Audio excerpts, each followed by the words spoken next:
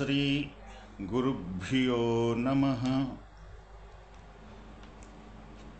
శుద్ధ నిర్గుణ తత్వ కందార్థధరువులు శ్రీ భాగవత కృష్ణదేశికేంద్రుల ప్రభువుల వారి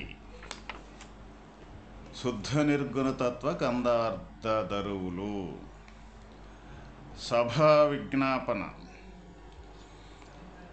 జనులార జనన మరణములను దొలగంద్రోయజాలు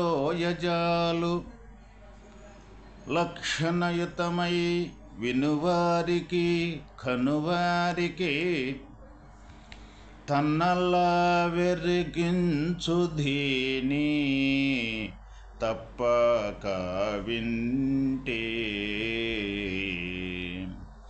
అప్పుడే వారా లెప్పుడు గంటే కనుక వినబుద్ధైతే వినుడి చదివేదమీకే కనుగొన్న మనసైతే కనుడి పుస్తకమంత తప్పక వింటే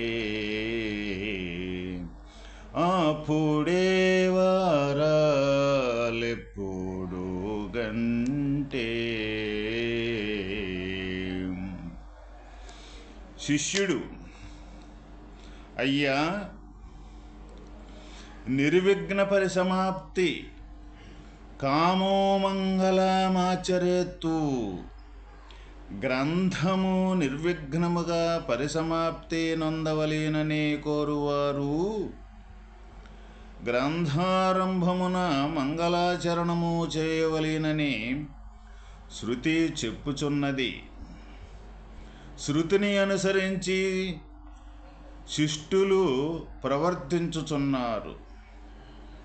ఈ గ్రంథకర్త శృతిని శిష్టాచారమును పాటింపక జనులారా అని మానవ సంబోధముతో గ్రంథమును ప్రారంభించుట అనుచితము కాదా?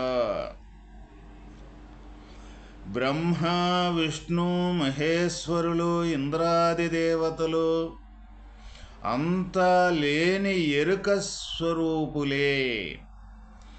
బట్టబయలందు ఈ ఎరుక పుట్టనే లేదు. ఈ సమస్త ఇంద్రాది దేవతలు అంతా మాయాస్వరూపులే, భ్రాంతి స్వరూపులే. ఈ గ్రంథకర్త జనన మరణ భ్రాంతిరహిత అచల బోధయందు ఆరూఢత పొందియున్నారు గనుక తనకి తరముగా వేరే దైవము లేడు. తానే అచల పరిపూర్ణ బ్రహ్మస్థితిని పొందినాడు. మరియు జనన మరణరహిత మోక్షాతీత స్థితి మానవులకే సాధ్యమగును. దేవాది జన్మలయందు కాబోదు గనుక జనులారా అని మానవ సంబోధనతో సభ విజ్ఞాపన గావించెను. ప్రజలారా, మానవులకు అమంగళకరము అనర్థదాయకమునాగు ఉన్నది పుట్టుట చచ్చుట అనే సంసారము. ఈ అమంగళకరమునగు సంసారమును ఏ దైవము నివృత్తి చేయజాలదు. ఈ గ్రంథము జనన మరణాది అమంగళకర సంసారమును నివృత్తి చేసి పరమపదమును చేకూర్చడి లక్షణములు కలిగి ఉన్నది.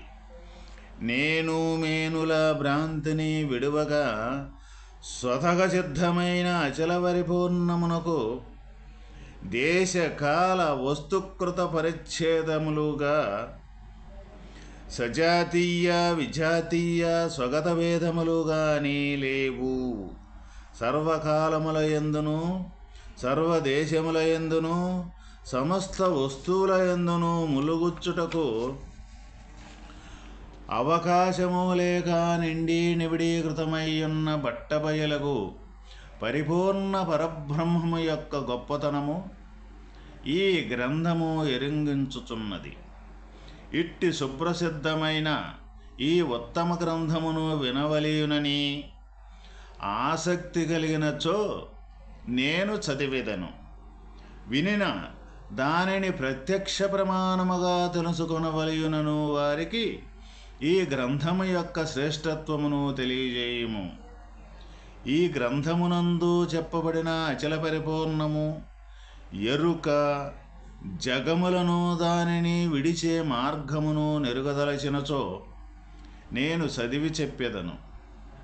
మీరే స్వయముగా గ్రంథమును తెలుసుకొనవలయునని అభిలాషయున్న ఎడల మీరే ఈ గ్రంథమును పరిశీలన చేయండి. లక్షణయుతమై అన్నీ అని ఉన్నందున ఈ గ్రంథవాచ్యమే లక్షణము, లక్ష్యమే జన్మరాహిత్యము. కనుక లక్షణముగో ఈ గ్రంథ శబ్దములు చూసి లక్ష్యముగు జన్మరహిత స్థితి తెలియగలరు.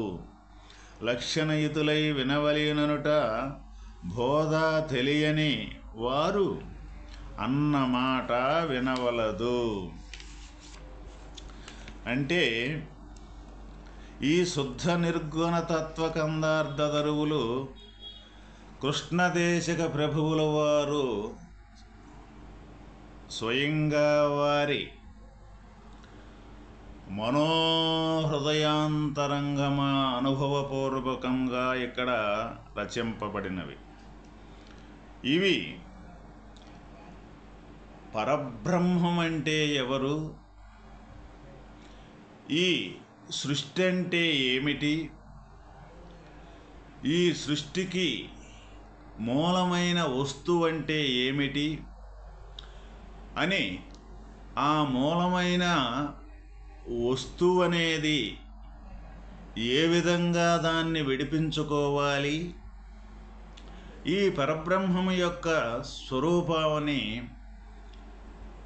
ఏ విధంగా అది ఆ సృష్టికి మూలమైన వస్తువుని తొలగితే ఏ విధంగా తను సహజ సిద్ధమైన పరమాత్మ స్వరూపంగా మిగులుతాడు అన్న వివరము సంపూర్తిగా తెలియజేసిన ఈ శుద్ధ నిర్గుణ తత్వ కందార్థదరువులు. ఎవరైనా సరే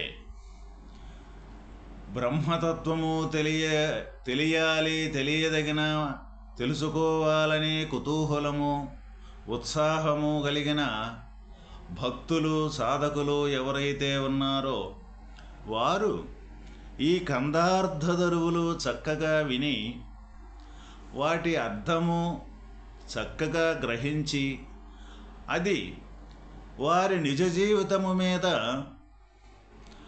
ఆచరించి ఏది వాస్తవమైన తత్వము అంటే పరమాత్మ వస్తువు, ఆ తత్వానికి భిన్నంగా లేకనే ఉన్నట్టుగా ఉన్న ఏ ఎరుక స్వరూపమైతే ఉన్నదో ఆ లేని ఎరుక ఏ విధంగా తయారైంది అని ఈ రెండింటి యొక్క విచారణ బాగుగా ఈ కందార్థదరువులు చక్కగా విని ఆ రెండింటి యొక్క అర్థాన్ని సంపూర్తిగా తెలుసుకొని ఏది వదిలితే సహజ సిద్ధమైన బ్రహ్మతత్వాన్ని పొందగలుగుతారో దాన్ని ఈ విధంగా ఇక్కడ తెలియజేయటం జరిగింది.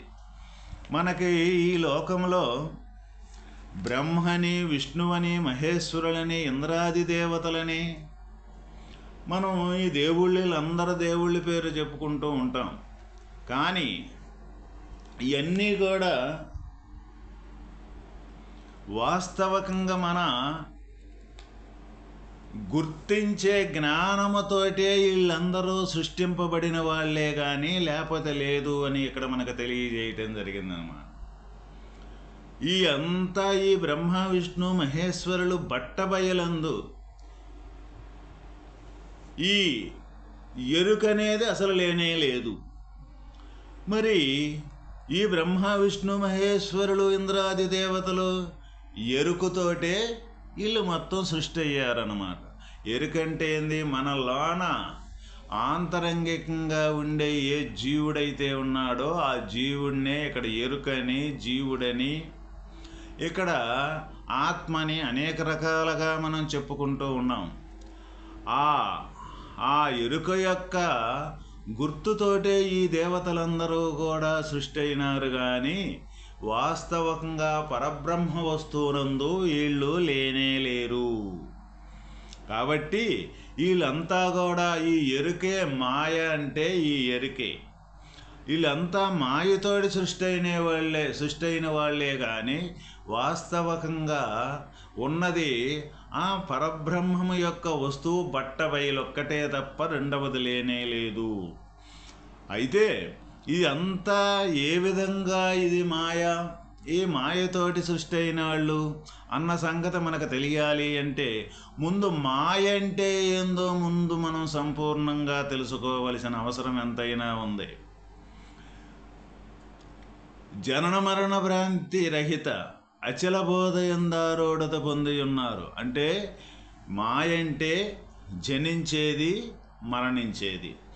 ఈ ఎరుకనేది తనకు తానే స్వయంగా పుట్టేది, మళ్ళీ తనకు తానే లేకుండా పోయేది.